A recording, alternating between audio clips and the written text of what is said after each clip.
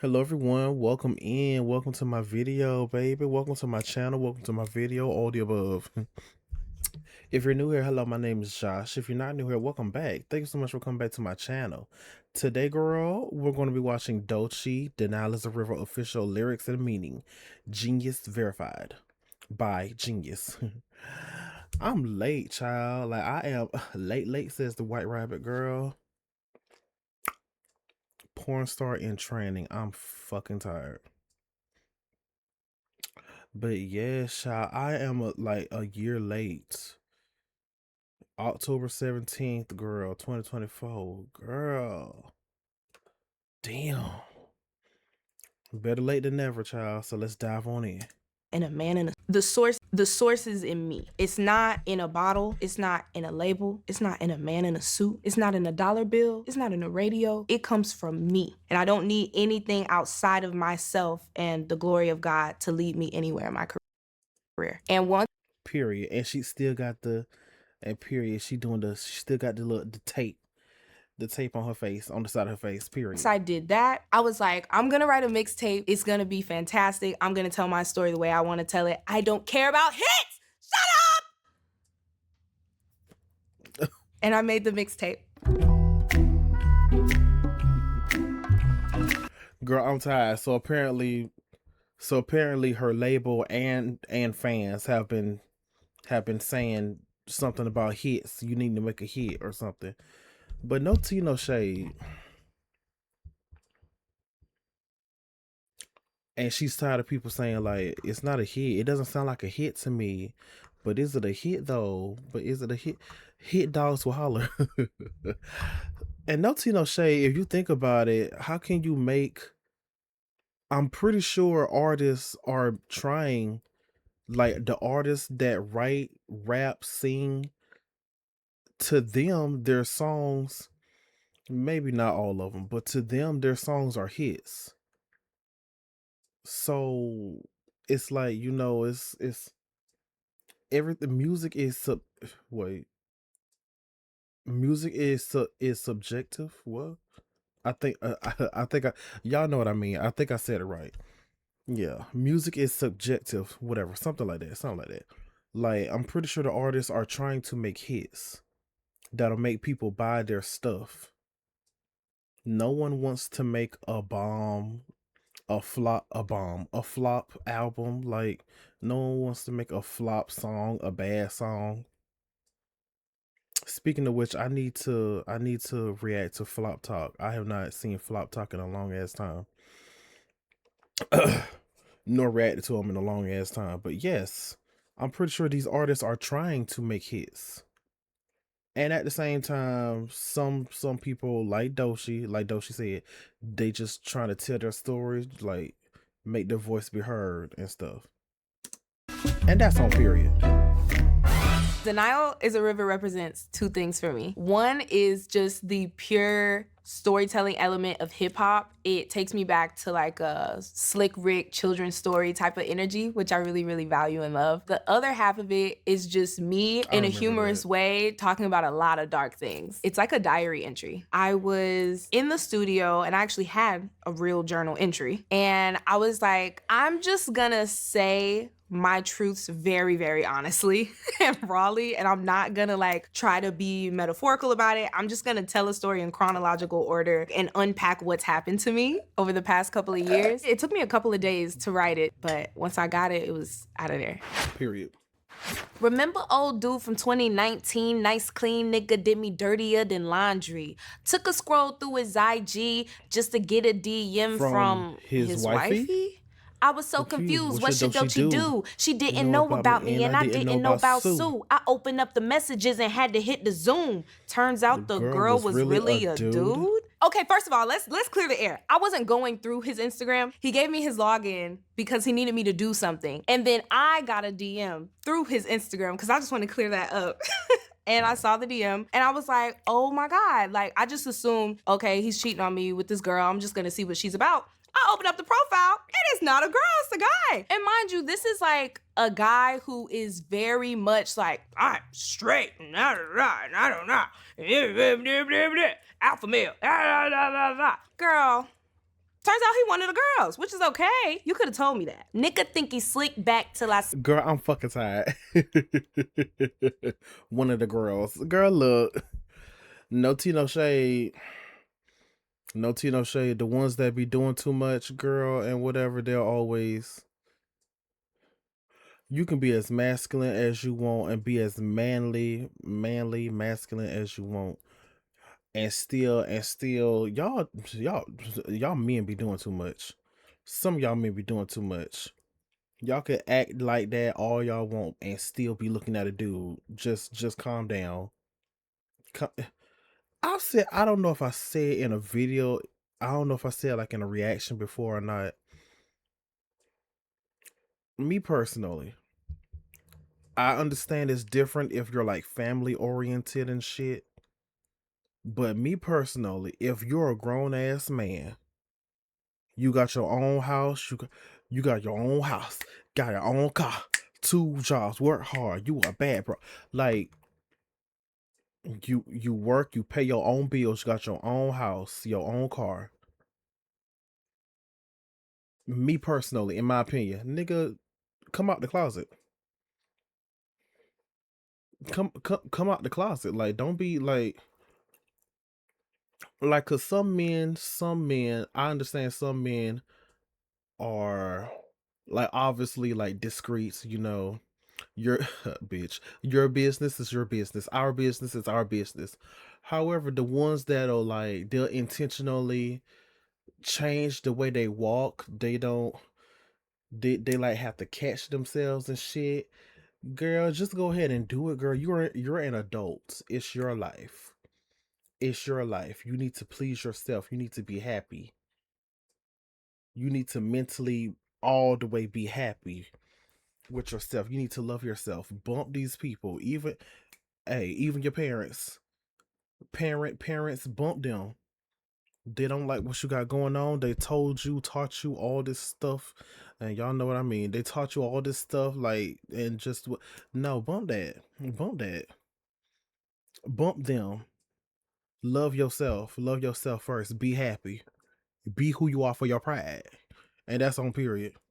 Slip back, got my lick back, turn a nigga to a knick-knack. You thought you had a one-up on me, and I didn't let him know immediately that I found out. Never do that. Keep calm. Stay controlled. And I got my lick back. I can't go into detail about how I did that, but I definitely got my lick back. I moved on, dropped a couple of songs, and then I went and got signed. Now it's 2021. The year 2021, I'm over this guy. I move on. I'm newly signed. Coming out of like survival mode, trying to learn how to live. I'm coming into new money. I'm coming into a new label. I moved all the way to California. I'm by myself. I'm kind of newly navigating Hollywood, my music, and new friends and people around me. I was kind of like lonely, but like tunnel vision focused, like on fire, recording like 6 songs a night, just workaholic energy, which isn't always bad, but it did get a little dark.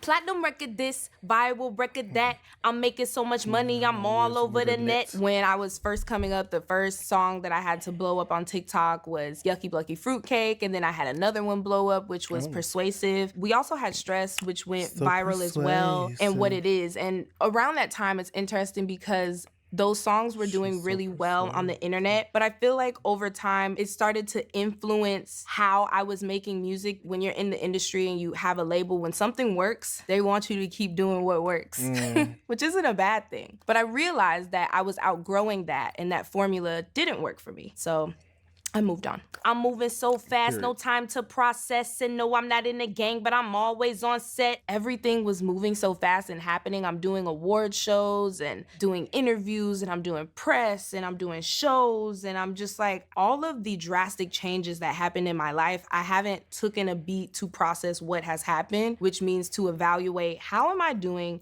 in my body? What is going on in my mind right now? What are my morals? Who am I now that I'm in a new world and in a new space? And I didn't have time to process that because I had to focus on other things. Wristwatch, drip, drop, label, want the TikToks. Now I'm making TikTok music. What the fuck? In music, there is a formula that works. There's a formula that works for radio. There's a formula that works for pop. There's a formula that works for hip hop as well. It felt like at that time that particular formula was diluting my story, my ability to be vulnerable. It was diluting my creativity. Music is about creativity and therapy for me. And at some point, I lost sight of that. And when I lost sight of that, it caused me to be just sad and depressed. And the TikTok formula, the TikTok music formula, fuck that. And out of that, therapy for me, my creativity, my ability to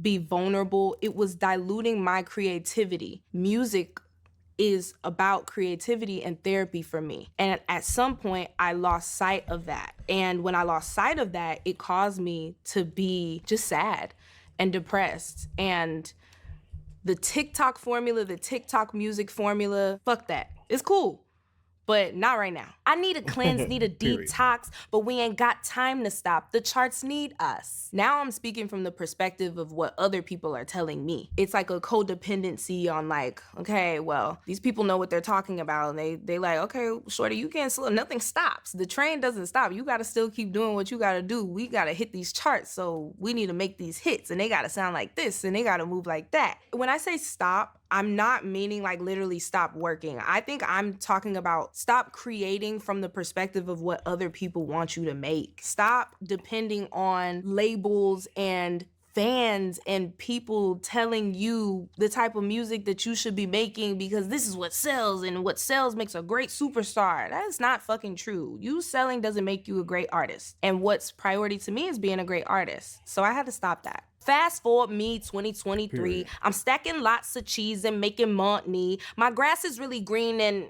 honestly, I can't even fucking cap no more. I'm going through a lot. It's a dark time for me. 2023 was the darkest. This is around the time where I'm working on my album, and I tried so many different things that just weren't resonating with me. I'm also at my lowest with substance abuse and alcohol abuse, and I realized that I needed to get sober. I needed to clear my mind. I needed to distance myself from everybody and everything. I needed to be still by myself with just me and God and solitude. I mean, fuck, I like pills, I like drugs, I like getting money, I like strippers, I like to fuck, I like day drinking and day parties in Hollywood, I like doing Hollywood shit, snorted probably would. What can I say? The shit works, it feels good, then my self-worth's at an all-time low. I'm a rock star, and I like to have fun, and I do like strippers, and I do like to fuck, and I do like to dibble and dabble and doodle. It was like me also unpacking that even though I like these things, I'm still operating not at my best. I'm at an all-time low, which is what I said. And so of course you like these things and you're gravitating towards these things, but it's a balance because I needed to admit to myself that I'm doing this. This is what is happening. This is the reality, but also I'm not my best self right now. And just when it couldn't get worse, my ex crashed my place and destroyed all I owned. That felt like a peak in my low. Not only am I going through so much within myself and in my life, creatively I feel numb,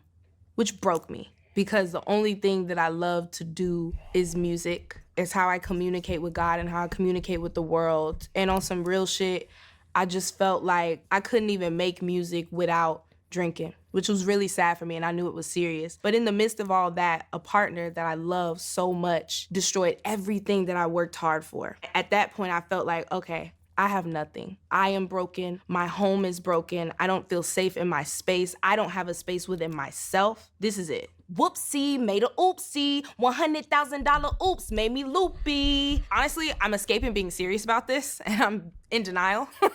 I'm gonna make light of this in some way. This has to be funny. The oopsie line kind of reminds me of like, have you ever seen those memes where they're like girls driving, they run over like a person, and it's like, oopsie, excuse me. Like, that's kind of the energy. I'm just making light of like, okay, my life is like shit right now. Whoops. And I like doing that because it doesn't have shit right now. Whoops. And I like doing that. Oh, you heard somebody laugh. Because it doesn't have to be so serious. We gotta laugh at things.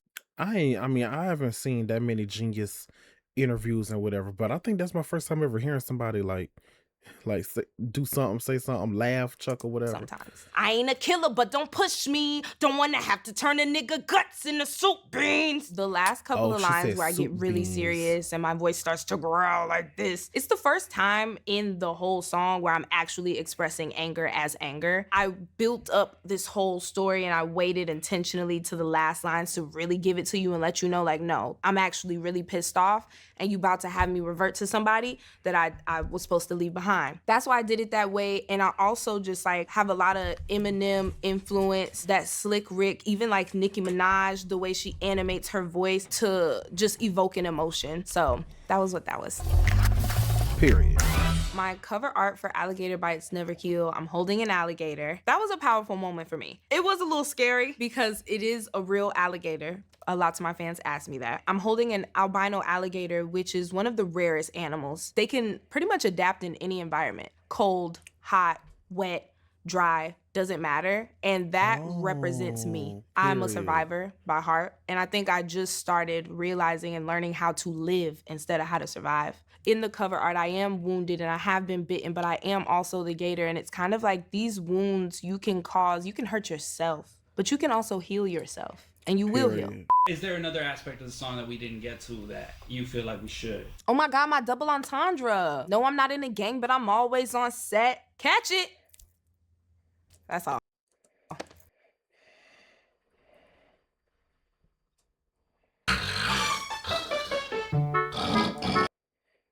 No, I'm not in a gang, but I'm always on set. Period. I'm thinking movie set. Like I mean I caught it. I caught that double entendre, but she means like movie set because that's what I'm thinking. Girl, shout out to Dolce. Yes, Dolce. Yes, Dolce has been through a lot, girl. Yes, ma'am. Shout out to her. Jesus. I mean, no tea, no shade. At the end of the day, we're all humans. You know, we have our ups and downs. Girl, life be lifing. Thankfully, because sometimes when people like Dolce said she was at the peak of her depression, the peak of her what was she what did she say? The peak of her basically I guess basically her depression. She was at the peak of that shit, girl. Some people they just can't get out of it and they end up like, well, you know, ending it. And thankfully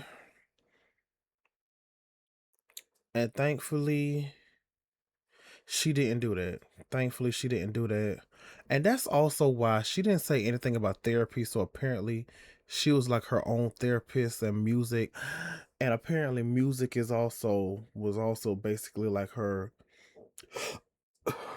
excuse me, her therapist, her therapy. And you know, that's why we all, and it doesn't have to be a therapist, but we all need someone to talk to. We all need someone to listen, someone to talk to, someone to help us out, to lend a helping hand. Shit, girl.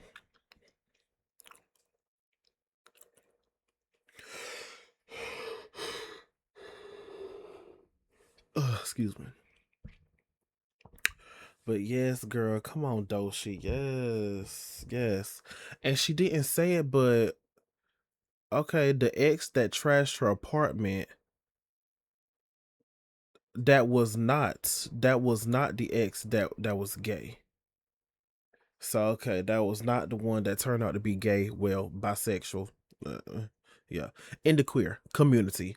That was not the one that was in the queer community. Okay, that was another one. Girl. And it's like, oh girl, she had to pay. Did she have to? Girl, she could have sued that nigga. She should have sued that nigga. I So she had to pay unless she's still paying $100,000. She might be doing payments or something. I don't know.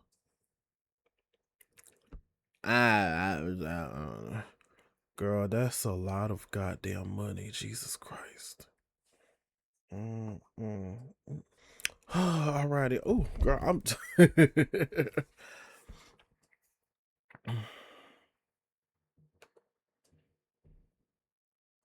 Well, no, I ain't got to go back to it. I ain't got to go back to it. Thank y'all so much for watching. Thank y'all so much for stopping by, child. Shout out to Dosha again. Shout out to Genius Girl. If y'all want to, make sure y'all like, comment, share, subscribe, child. And always, always, always love and take care of yourself mentally, verbally, spiritually, emotionally, and physically. Bye-bye. See y'all later.